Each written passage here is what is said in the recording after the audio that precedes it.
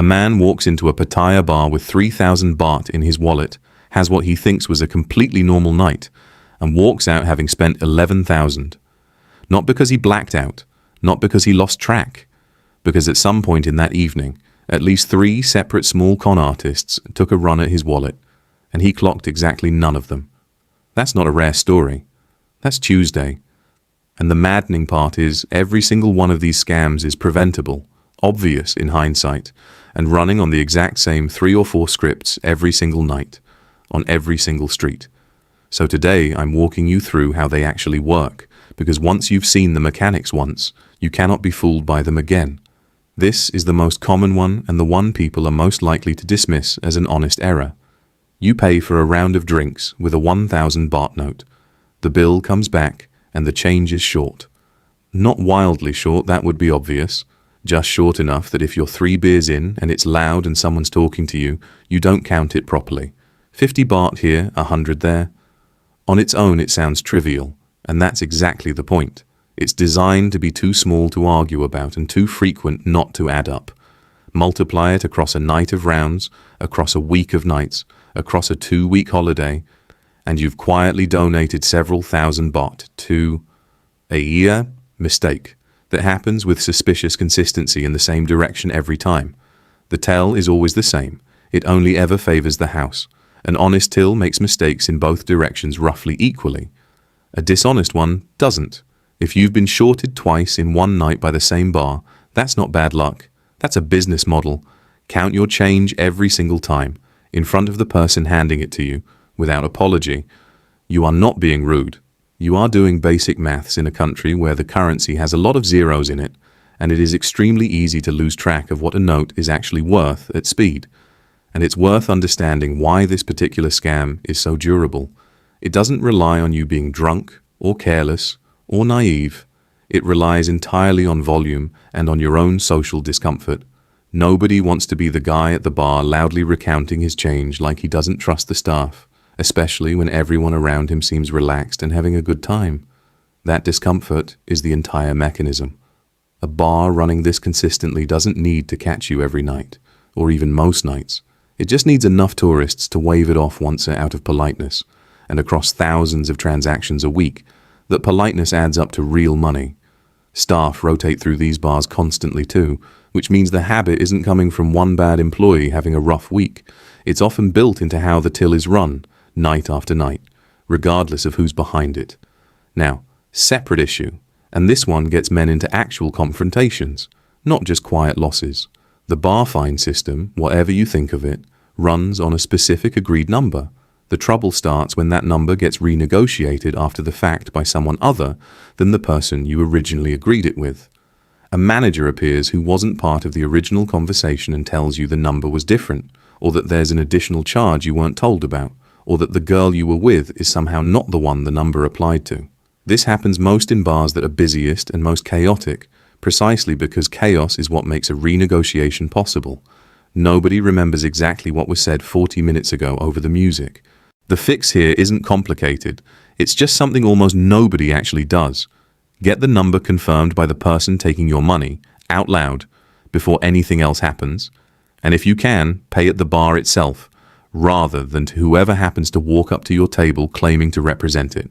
If a second person shows up mid-transaction with a different number, that is your cue to stop, not to just pay the difference to avoid a scene. Scenes are exactly what they're counting on you wanting to avoid.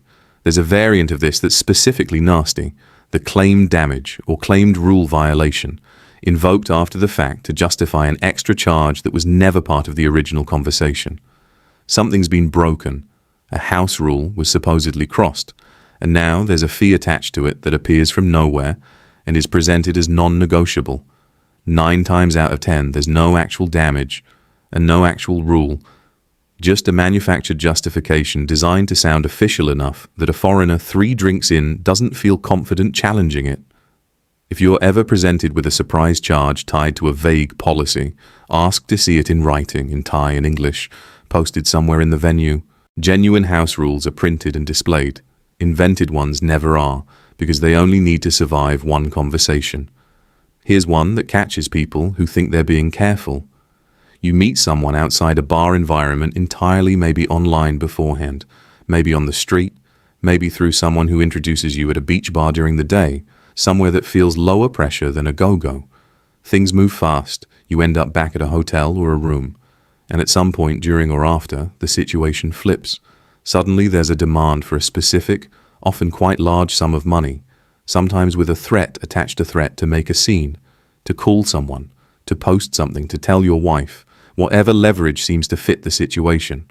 What started as a social encounter has become an extraction.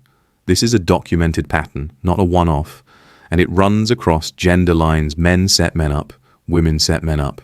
And yes, there are specific versions of this scam that involve non-disclosure about someone's background specifically because the con artist is betting on your embarrassment being worth more to you than the money they're demanding. That bet is the entire scam. The moment money changes from, here's what we agreed, to pay me or something bad happens, you are not in a negotiation anymore. You are being extorted. And the correct response is to leave, not to pay. Threats of exposure lose their power the second you refuse to be controlled by shame. And scammers in this space are relying overwhelmingly on you never wanting to talk about it afterward. That silence is the business model, which is exactly why videos like this one exist. Drink spiking is the one people ask about most, and the one bars will insist doesn't happen at their place specifically, which tells you nothing, because that's what every bar says. It does happen, it's documented by multiple embassies, including the UK and Australian governments, who both publish specific warnings about it for Pattaya and Bangkok nightlife areas, and it's not always about theft. Sometimes it is straightforwardly about robbery. You go under, your belongings go missing, you wake up somewhere unfamiliar with a headache and an empty wallet. Sometimes it's about running up a bill while you're too impaired to notice or object, which loops back into the extortion pattern from the last chapter. The practical defenses are unglamorous, but they work. Watch your drink get made where you can see it. Don't accept a drink from someone you've just met that you didn't watch arrive at the bar. Don't leave a glass unattended and come back to it. If you start feeling wrong in a way that doesn't match how much you've had disproportionately dizzy, disoriented faster than the maths of your drinking should account for, get to a public, well-lit space and get help immediately. Don't try to tough it out alone in a dark room. This is the one category on this list where the stakes go past money into actual physical safety, so it's worth taking more seriously than a wallet scam, even though it gets filed under the same umbrella. Traveling with at least one other person you trust, and agreeing in advance on a simple check-in system, a text every hour or so. An agreed meeting point, if the group splits up, sounds excessive right up until the one night it isn't. Solo travelers are disproportionately targeted for exactly the reason you'd expect. Nobody's tracking whether they made it back to the hotel. If you are traveling solo, telling hotel staff or a friend back home roughly where you're headed for the night costs you nothing and means somebody, somewhere, notices if your evening goes quiet in a way it shouldn't. Separate from short-changing, there's straightforward bill padding items appearing on a tab that you don't remember ordering, rounds counted twice, a service charge that materializes without ever being mentioned on a menu. This is especially common in busier venues where staff are betting, correctly, that a foreign customer 3 or 4 drinks in isn't going to cross-reference every line against memory. It also spikes specifically on the nights bars are most crowded, because a padded bill is far easier to slip past someone when there's a queue of other tabs behind it, and the pressure is on to move you along quickly. The single best habit here is asking for the bill itself, physically, and actually reading it line by line before paying, every time. Regardless of how that makes you look to whoever's standing there waiting, it will occasionally feel awkward. It will save you money on a regular enough basis that the awkwardness stops mattering within about 3 nights. There's one more angle worth covering because it happens after the part of the night people are already paying least attention to the ride back. Tuk-tuk and taxi drivers working these districts specifically at closing time know their customer base is tired, has been drinking for hours, and just wants to get horizontal as fast as possible. That combination is exactly what makes a wildly inflated fare stick. A ride that should cost 100 baht gets quoted at 400, and a fair number of men just pay it because arguing feels like more effort than it's worth at 3 a.m. The fix is agreeing a price before you get in, every time, no exceptions, and knowing roughly what a short hop should cost in the area you're staying. It's rarely more than a couple of 100 baht within town.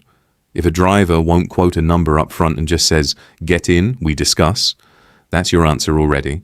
Metered taxis exist in both Bangkok and Pattaya and solve this problem outright, though they can be harder to flag down right outside the busiest strips at peak hours, which is precisely why the inflated fare tuk-tuks cluster there instead. Here's the part that keeps this whole ecosystem running smoother than it should. Almost none of it gets reported. Not to tourist police, not to the embassy, not even to friends back home. Men who lose money this way overwhelmingly just absorb it and move on, because reporting it means explaining the full context of how it happened.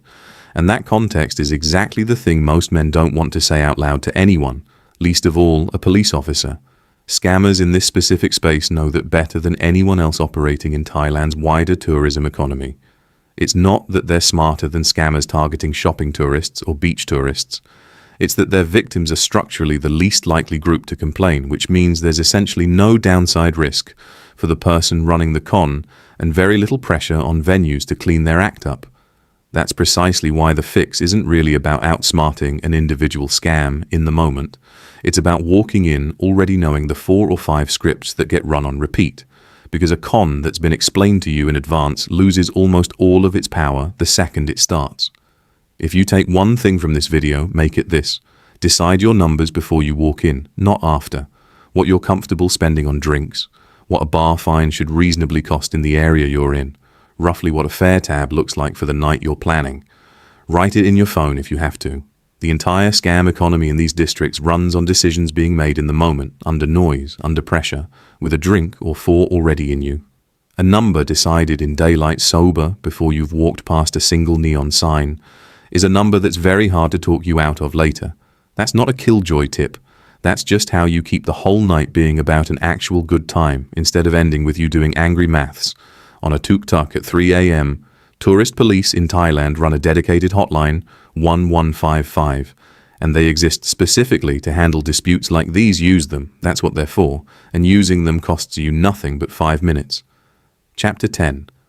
You're not the first, and you won't embarrass anyone by asking last thing. If something's happened to you in one of these districts and you're sitting there feeling stupid about it, stop. You are not the first man this has happened to. You will not be the last. And the people running these cons are doing this every single night on purpose, against a fresh set of targets who had no way of knowing the script in advance. That's not a reflection on you. It's a reflection on an industry that's had 50 years to refine exactly how to separate a distracted tourist from his money. If you've had a scam run on you in Pattaya, or you spotted one before it worked, put it in the comments. The specifics genuinely help the next person walking down that street for the first time. And if you're heading out there soon, now you know the 4 things to watch for before you even order your first drink. Stay sharp out there. This is Across Asia. I'll see you in the next one.